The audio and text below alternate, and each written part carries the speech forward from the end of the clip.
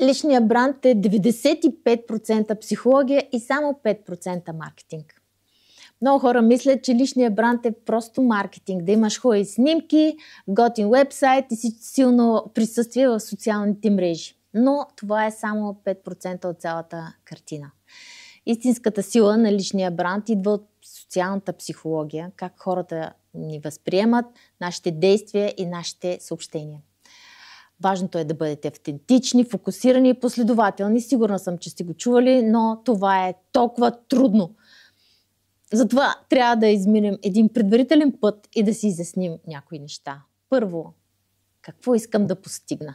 Да стана финансово независим, да стана по-разпознаваем, да привлека клиенти и партньори или да получа признание. Няма грешен отговор.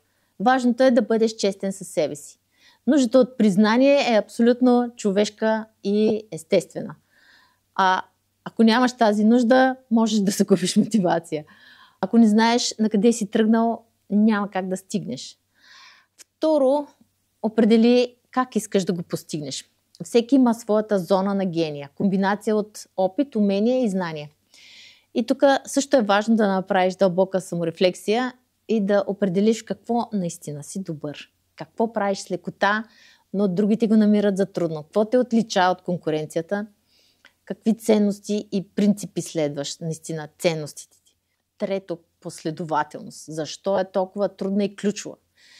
Хората не се доверяват на идеални, съвършени, безпроблемни същества, а най-често на хора в развитие. И образът, който искате да представите, трябва да си бъде вашия характер и вашите ценности. Това как изглеждаш, как говориш и как действаш е комплексна оценка дали си надежден. И ако те три елемента не са в синхрон, хората просто те възприемат като ненадежден. И четвърто, масов или бутиков личен бранд определя начина на комуникация. Някои хора залагат на голяма популярност, а други изграждат бутикови нишови брандове, които работят с много ограничен, но качествен кръг от клиенти. Масовия бранд изисква многоканални комуникационни стратегии, голямо присъствие в социалните мрежи, докато бутиковите брандове изискват съвсем друг подход. Там се работи с препоръки, с затворени бизнес общности, с друг вид връзки и удостоверяване на вашата експертиза. И изборът между масов и бутиков подход зависи от вашите цели и ресурси.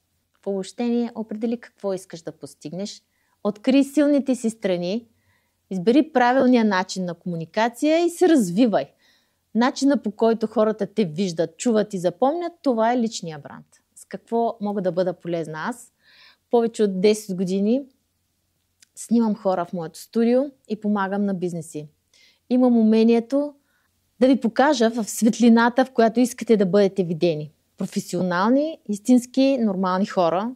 А с видео и подкаст ще ви дам инструментите, с които да направите бранда си разпознаваем и въздействащ и запомнящ се. Благодаря ви, че гледахте и не го отлагайте.